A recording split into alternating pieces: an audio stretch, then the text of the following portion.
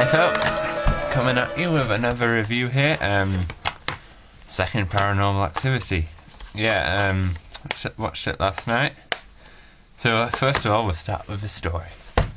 It starts off before the events of like the first one. You know, like what happens at the end of the first one. It starts before that, then it cuts forward. So it's like before, after that event, which happened in the first one.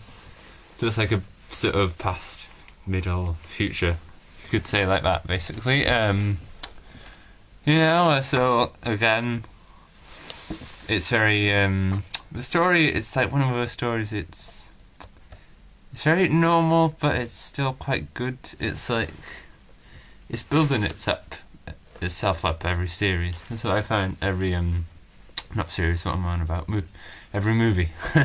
And although it was very slow moving, it was more about just creating scares, wasn't it? I mean, I kind of some of the stuff I saw coming, and the ending was like, you know, it didn't get me like the ending did in the first one. Okay, there's a scary scene, scary bit where they like one of the other characters gets possessed for a bit. But yeah, that's the story's okay.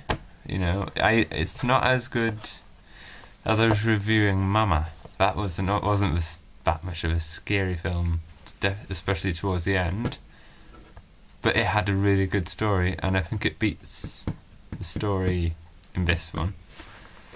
And anyway, now on to the sound. They used the same sound they used in the first one when something was going to happen. But it was like, you know, I can't do it. You know, that, again, the sound for me can really scare me. You know, you don't actually have to show much. The sound can get me going. And so the sound effects were very good. What else do I need to talk about? Well, was it scary? Here's the thing. I know they're milking this franchise, and the first one really got me freaked, you know. It was like I couldn't really sleep that well that night. This one, it had some bits, yeah, but overall not as scary as the first one.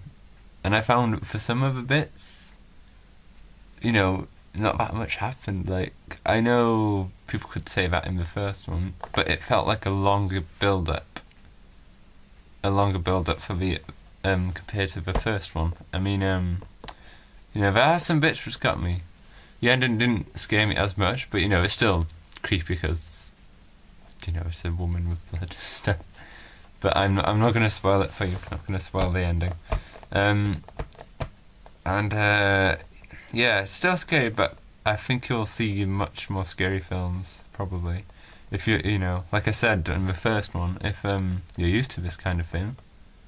I think the second one will have even less chance of scaring. You know, so still scary. I mean, it's more suspenseful than scary. And I never thought someone being dragged like would actually be. That's kind of funny. I don't find it as much scary. I just kind of go, oh, look, that looks fun. But you know, that's not as scary to me. People just being dragged. Yeah. And was. What else should I talk about? Well, that's all I got to really say of the movie. I mean, the test will be, will it just pretty much become non-scary by the end? And I mean, that's what I'm worried. But you know, we got to milk these franchises for money. So second one, not as scary as the first one. Still had its moments. The acting was, you know, good. You know, it was very everyday. You know, you felt like these are believable characters acting in a believable situation. That one goddamn thing with teenage girls. Why do I have to get a Ouija board every single time? I know.